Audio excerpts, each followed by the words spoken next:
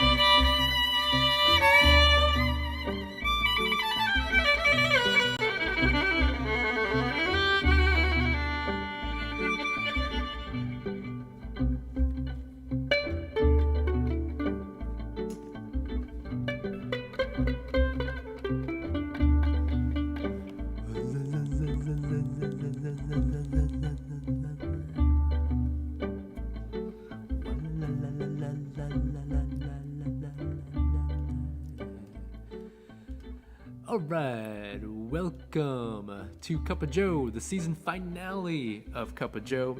We have a really special episode. The first time I have a chef on Cuppa Joe, so this will be really exciting. Please stick around. So, this is the season finale of Cuppa Joe, where we crack a few eggs open to make some delicious omelets. Please share this live stream so that we can get this party started. Gratitude. I am thankful for my babies who keep me extremely occupied during this quarantine. Thank you to Theo and Juniper. They're amazing. The theme. Our theme is... What is our theme? Our theme is finale. It's the last episode of the season, and it's about things coming to an end, and then new things sprouting therefrom. So today we have a very special guest, Hwang, who is a chef and entrepreneur of Jong Grillin and Demarco's delicious Portland food and mainstays here in Portland. So yeah, I'm really excited. Let's go over to Han and say hi. Hey, Han. Hey, how's it going? It's going great. Oh man, I'm really excited for this.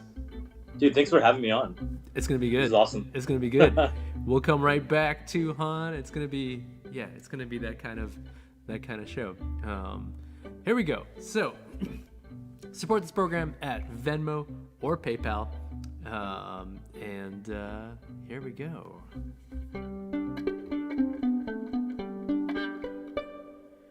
song is about growing up as the son of immigrants. The song is Happy Song.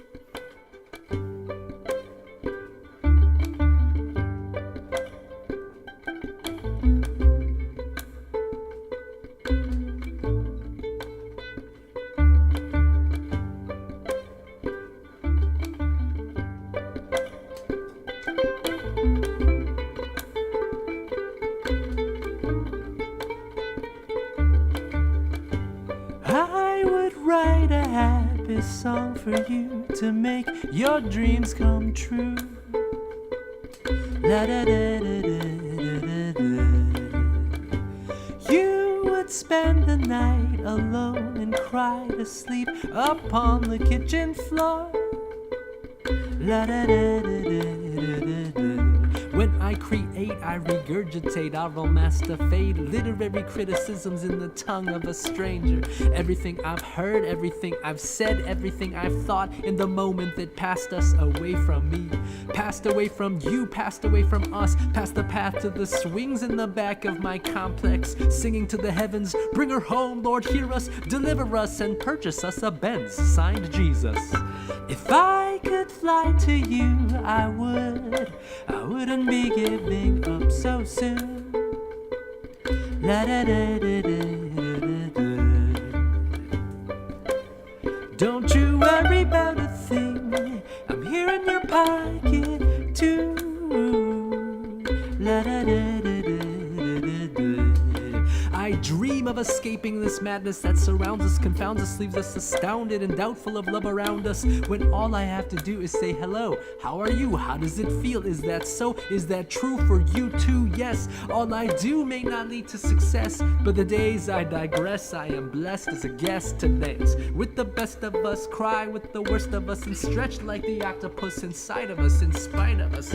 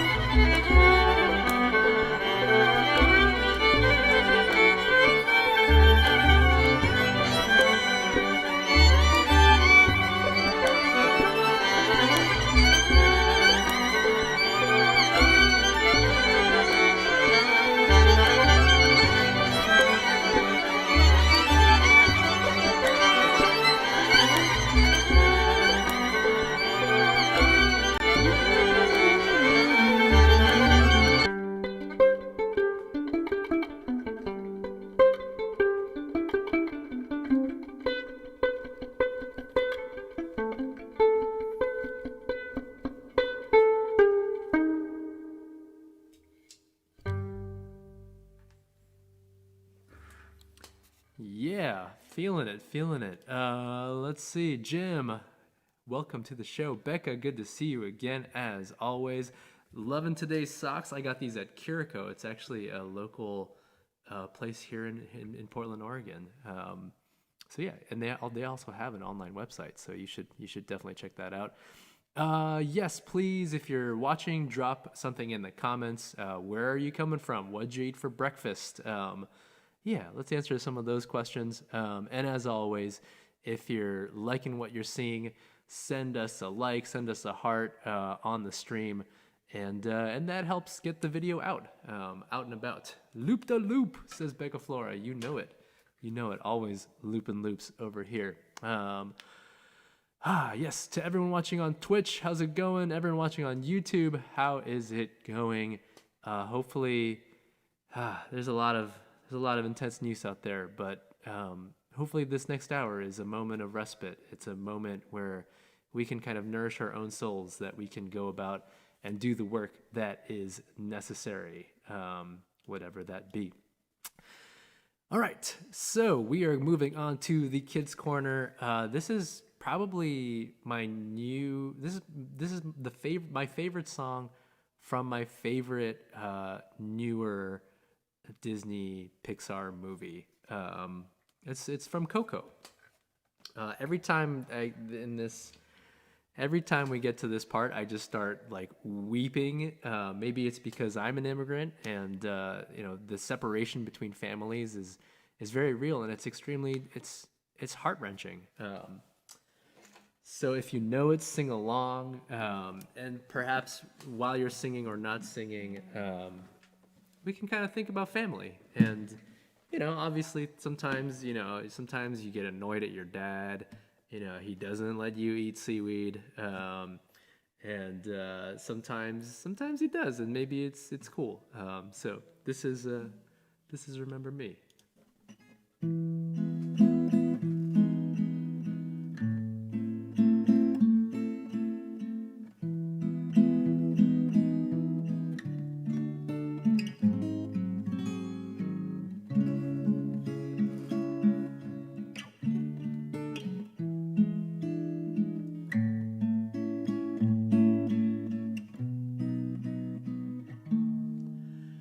Remember me, though I have to say goodbye. Remember me, don't let it make you cry. For even if I'm far away, I hold you in my heart. I sing a secret song to you each night we are apart. Remember me, though I have to travel far. Remember me, each time you hear a sad guitar. Know that I'm with you the only way that I can be, until you're in my arms again.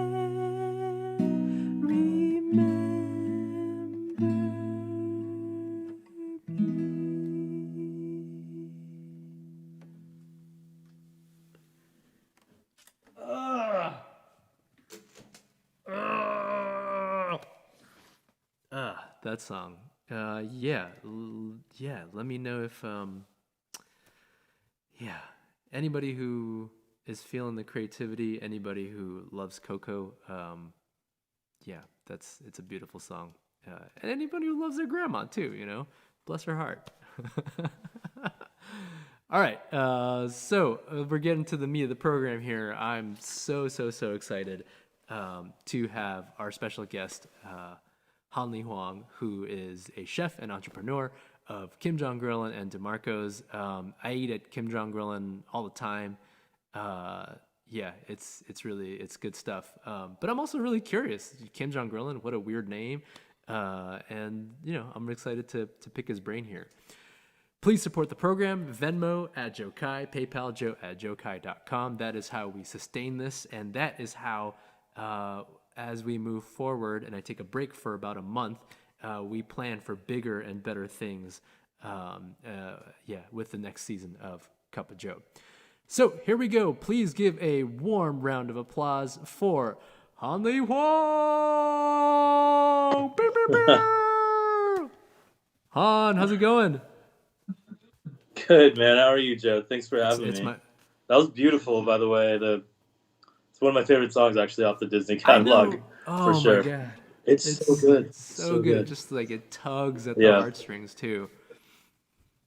Yeah, just enough to remind you where you came from, right? That's kind of what, when I first saw that's pretty huge. But yeah, man, I'm well. How are I'm you, doing sir? great. I'm doing great. I think the song reminds you where you came from, but it also reminds you that you're not there.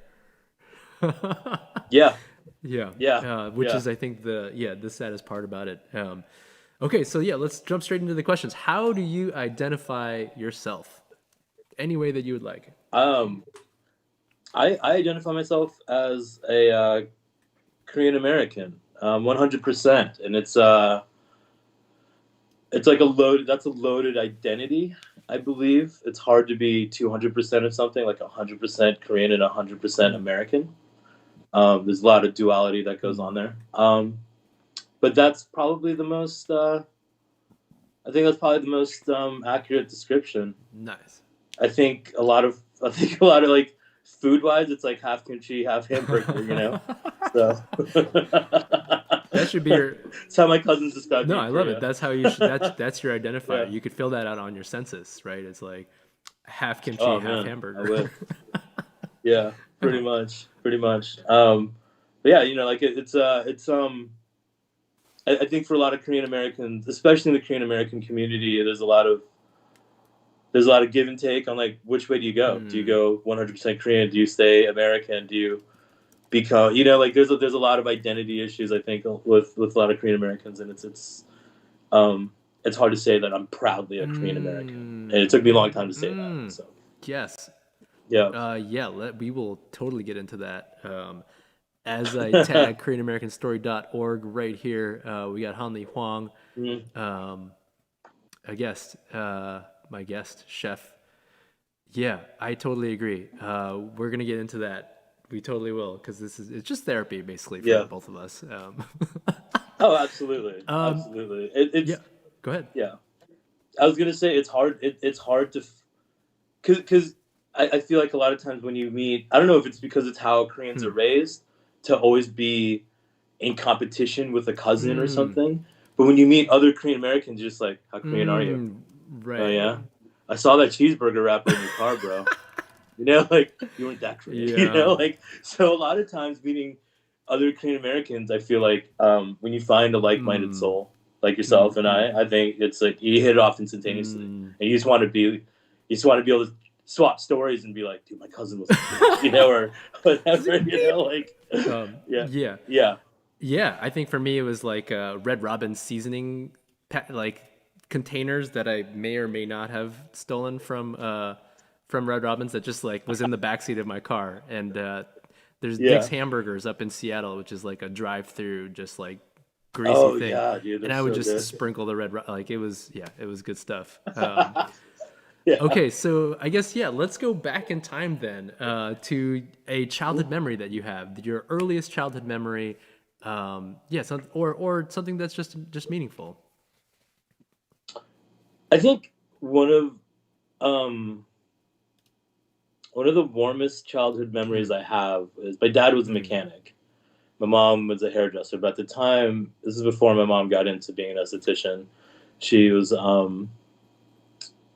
she's like a at-home mom, and my dad always had some kind of classic car, generally European. He had like an MG, I don't know if you know what those are. They're usually convertibles, like little cars. But there's actually a picture, and that's what totally triggers my memory. But I just remember just being so carefree. I think I was like 3.5, 4. It's one of my earliest memories. But just remember just like reaching up to the convertible windshield and like pulling myself up and then letting go, and then pulling myself up and then letting go, and just, you know, it was like a real, like, for a childhood memory for me, like now, like looking back at just like how carefree it was for you don't know anything at 3, you know, like, and it was so carefree for me and that feeling of like grabbing something, letting go, grabbing something, letting go. You know, like, and it was really cool because you don't, you know, very shortly after that, you know, for me was a lot of, you know, like, you know, I went to school. You know, you get into like preschool, and you're just like, what's going on? You see all these other things that kind of influence you, you know, and it kind of takes away those memories. But looking back, that was a really fun memory. Yeah, the wind. So, my dad was a mechanic For sure. I mean, and I think, I mean, I'm gonna get really poetic because that's just where I go. But like, you know, where you just like you can grab something and letting go like doesn't mean anything. You know, it just doesn't mean anything. Yeah, it's just so just carefree, like and this, like pull up. Oh, great! Yeah. Like wind in my hair, dad in the car, like the wind, and yeah. Yeah, it was just like, you know, like just it was like, yeah, you know, like a lot of my life, the beginning half of my life wasn't the ideal. You know, like it wasn't really. It's kind of difficult, you know. So yeah, speaking my language, I love it. yeah, cool. So well, let's make something. Do you want to introduce what All we're right. about to make? Yeah, we're gonna go over to my stove. Let's see if I got this angle right. And I did not get that part right. Hold on. Let's see if First time see if I cooking ever on Cup of Joe. Like this, I mean, well, after I reached out to you and we've been having some really good conversations. And like I got to get more chefs, like chefs and restaurants. Yeah. Yeah, man. There's all right, let's see if we can do that. Can you kind of see what's going on there? Yeah, I see some ginger. I see some tofu, some green onion. No. Okay. Well, we're gonna have to do it this way. We can. I can see. Yeah. Oh, nice. All right. So, what I'm gonna make for you is what I call the Latchkey Kid special. Essentially, what it is a bowl of rice right here. And this is like what I sustained growing up on. Okay, we got some rice in the bowl. Sorry, my rice likes to talk to me. So there's that. Is it talking to you in Korean? And when I was, is it talking to you in Korean? Yeah. Yeah. It's very polite too. It's insane. So essentially, we have a bowl of rice, and this is the most basic thing. This is something that I ate when I got left home alone a lot. It's a very common thing amongst Korean kids. So the most basic way of doing this dish is a bowl of rice. You have some extra dark, maybe expired soy sauce. Maybe expired. And then you have super premium cold pressed sesame oil. Yes. And then you just put one of that, probably 2 to 1. And then what I'm gonna do here is I'm gonna mix it up. And I used to live off of this. I used to live off of this when I was a kid. But what I'm gonna do now is I'm gonna give you guys a hooked up version of this. So what you want to do, and I used to get real into it. Just like try to get all the rice to be the same color. Right? Okay. And that's pretty much it. And it's actually, yeah. Bam. Yep. You mommy. Here's my childhood. Absolutely. So what I'm going to do, I'm going to kind of flatten it out like that, right? Okay. Next level now. Okay. We're going to flip this over this way. I use a lot of cast iron at home. Heck yeah. And this is kind of sacrilegious in any Korean family, but I'm going to use butter. Ooh. Which isn't that sacrilegious anymore in Korea. Yeah, that was an eye-opener for me when I went to go visit. But I'm going to hook up 2 eggs.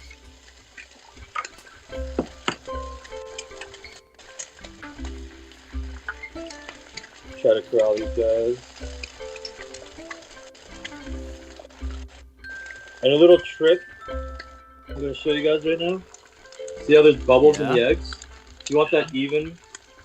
no runny yolk part, no Okay. run, you're gonna want to break those bubbles, and then it's gonna fill back in with the actual white Uh, part of these. But I like to keep this as simple as possible. is that just aesthetics, like, or is it? It's totally just me being trying to chef up for you. But as you can see, super runny, super runny yolk still. Oh, good.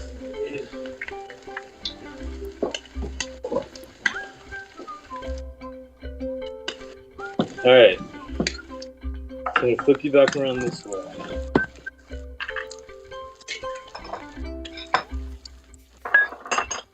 Gosh. Oh, thanks. That works. You kind of see it at an angle, and this would be like the dinner version of the breakfast. The dinner version of the breakfast. Yes. See, and then you throw eggs on top of it, and you attack. But today, what I have these mushrooms that I made. These are actually soy pickled lobster mushrooms. Yeah. So what I do, it's really simple. You pretty much make a brine out of the soy, fresh mushrooms, throw it right in there. Okay.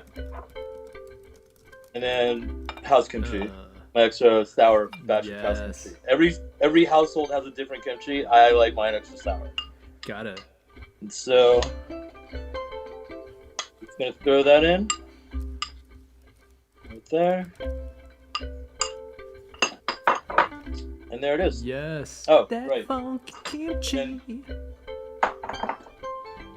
And then the one thing I do like to do, one of my favorite flavors in the world, is green onion. And we will. That funky kimchi.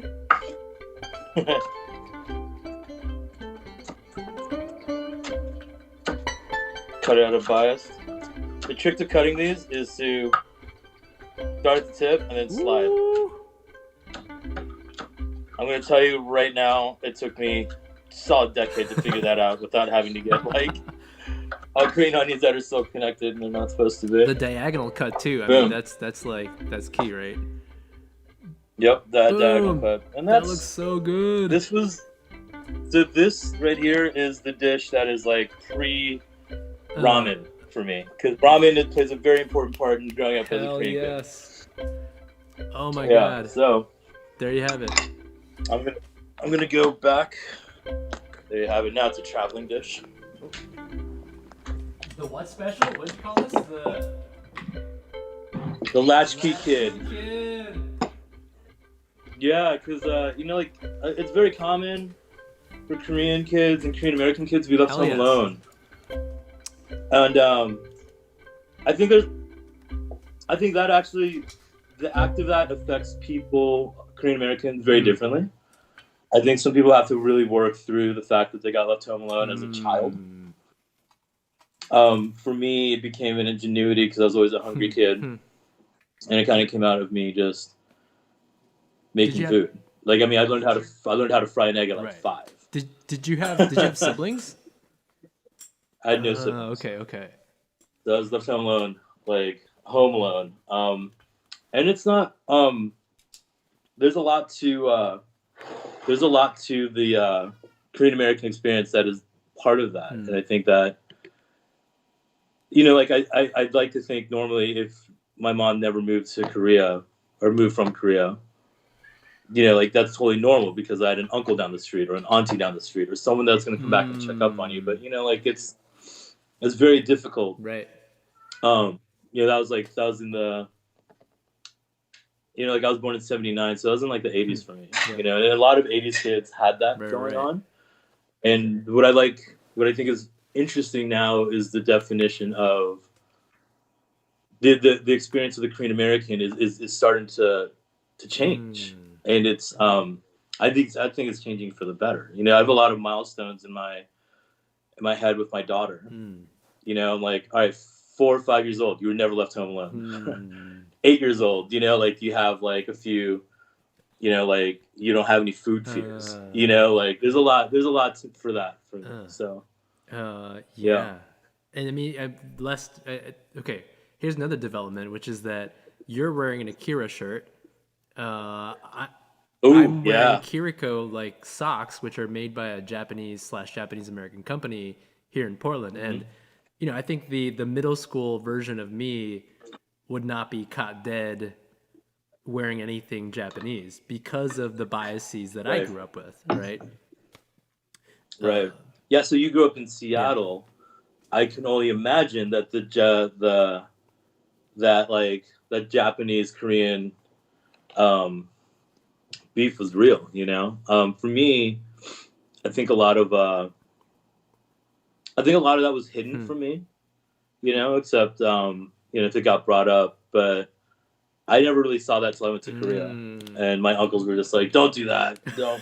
Don't wear that. Don't do like." And I thought it was pretty Right. hilarious. Don't watch that shit, So don't watch that stuff. So Right. But that was pretty I funny. think that's one of the offshoots of how Korean American identity is evolving, which is that Hmm. like we see each other as we're proud of being Korean and Korean American, but there's also an understanding that we're part of the Asian American community at large. Hmm. One that it's not a single definition of it, right? Yeah. Right. I think, and I think it's fascinating that people don't take like I think that's coming with our generation or my generation. Is a lot of it is like, let's just squat, like it happened. We're not going to carry it over to Hmm. our kids, and like we all have to like.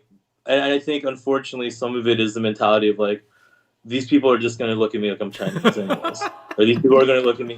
Yeah. So we might as well, if we might as well just validate the suspicion and band together, Yeah. And a lot of times, like I think the beauty of that is that camaraderie of of just Asian Americans in general in America has grown Hmm. exponentially because of that. It's kind of like an Hmm. unfortunate thing. Like, do you know how many times I want to be like, yo, dude, that dude's Indonesian. He's not Korean, okay? But instead of doing that, but like all of us being able to own each other and be like, nah, man, that's Asian American, Yeah. dude. Like bring it in, Right. bro. Right. Right. So I love that's one of the most beautiful things I Huh. think that happens in America. Yeah. You know. I mean, so we're both in Portland, and I moved here in Mm-hmm. 2016, and it's been a trip. It's an interesting Mm-hmm. city because I think outwardly it's super progressive, but as far Oregon itself was founded as a like whites only state, and Yeah. I think that Yeah. that cultural legacy still lives on in the demographics and some of the ignorance that I've encountered. So I'm curious, kind of what it's been like for you as a chef of color, as a Korean American chef, to make Asian food in Portland. Well, so I'm oof, heavy, heavy, heavy. So I moved here like 16 years ago. So like it was it was different. It was like when I moved here in 2004, 2005. It was like just a lot of dreadlocked kids. Everybody was white, and when I first moved here, moving from Northern Virginia, where there was so much diversity. When I moved here, I was like skating around downtown looking for a job. Um, I just started like two things I noticed was like one was everybody smiles at you. Hmm. Everybody's super nice. And I was that very welcoming. And then all of a sudden I choked and I was like, oh my God, I haven't seen a person of color for like 9 blocks. And this was in 2004, Yep. 2005, and it's come a long way. And like one of the things I want to touch on, and I really try to express this with a lot of any type of media thing that I pushed out, is that when I used to go into so like old kitchens, it was you don't have an identity until you prove your worth. Hmm. You're not male, you're not female, you're not Asian, you're not Hmm. anything. When you walk into a kitchen, unless you can bang out plates and do a 300 a cover night, then you might be someone or something or just have an Hmm. identity. And once that identity is established, that's when you can be, oh, I just noticed you're Korean. Like, oh, I just noticed you wear Hmm. glasses. Hmm. Like, but a lot of times when I go into new kitchens, To cut the tension, I'd always make fun of myself. Mm. I'd always be the first one to be like, "Oh, ha ha!" Like, don't worry, your dogs are safe, or something stupid Sure. like that. And now, after having a child, I can't have that, Mm. and that's something that I will not like allow now. And I encourage any Asian American to come in and like just understand and respect difference. Like the difference is, yes, we look Asian, but no, that's not a bad thing. It's not something that should ever be joked upon. Like on any level, I could say that about any ethnicity or any identity markers, but that was the one thing that one of my biggest regrets coming up in this kitchen in kitchens is that the kitchen culture has changed so much, but I didn't realize how much I was contributing to the negative aspects Mm. of it. You Yeah. know, just so I can make myself comfortable and everybody else comfortable with my different with me not looking like Yeah. everybody Be else. accepted.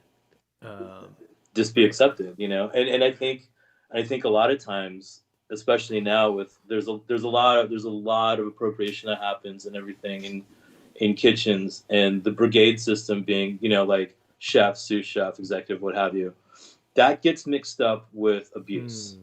Mm. And that the brigade system, when done right, is a respectful Hmm. system, is a system of respect, but it hasn't been done Hmm. right, and it's not being done right. And that's why you get like I've met countless other Korean line Hmm. cooks, and they're just like, oh my god, like you just went out and did it. And I'm like, and not only did I go out and do it, my man, like it was hard being the first or being one of three Hmm. places. And with that came a lot of falling down and a lot of learning. Hmm. And I implore anybody that opens a food cart or anybody that's doing Korean food or trying to really make their mark, man, hit me up. Hmm. Like my door's always open because I want to progress this. I want to speed track our evolution, and especially the food. So that's something that's very important to me. Which So also runs counter to, I think, the token model, right? Where like there can only yeah, be one of us. Like I remember when I first yeah, started doing music, I made a joke to this awesome artist Jamesy. He's in LA. He was also starting mhm. out in Sacramento, and we were both on stage. And I was like, "Dude, there can only be one of us on this stage right now." Like we can't have yeah, two Asians on. Even it yeah, just we can't. And I think yeah, that's the problem is with the token model is that it's a competitive model, and as opposed to like hmm you were saying, pushing like Korean American food forward, what you end up doing is fighting for the scraps and for the one position to do what the majority, which is to say white um, culture, sees as authentically you. yeah, Yeah. absolutely. And the token model is it's so funny because like in a lot of aspects is like what happens when you have too many tokens, then you're a threat or you're a gang. you Mm, know and that's the one thing that I've always found bag funny of coins. because yeah, exactly.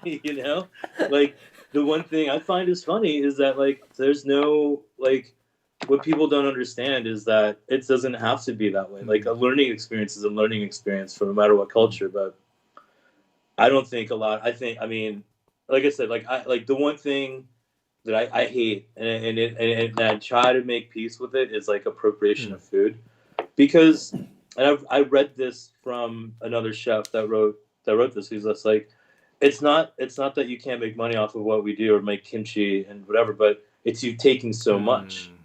mm, There's so much that has been taken mm. from us that like the token thing, we're just left with scraps and we're just supposed to fight for Right. scraps. My whole thing is like, well, let's become a gang. Let's wipe out the scraps and we take what we are Yeah. deserved. Build our own And tables, right? yeah, yeah, Yeah. yeah. And it's just, like this conversation has been going on for a long time in America, Yeah. not just Th- amongst us. yeah. And There's it's not, it's something I'm very yeah. passionate about.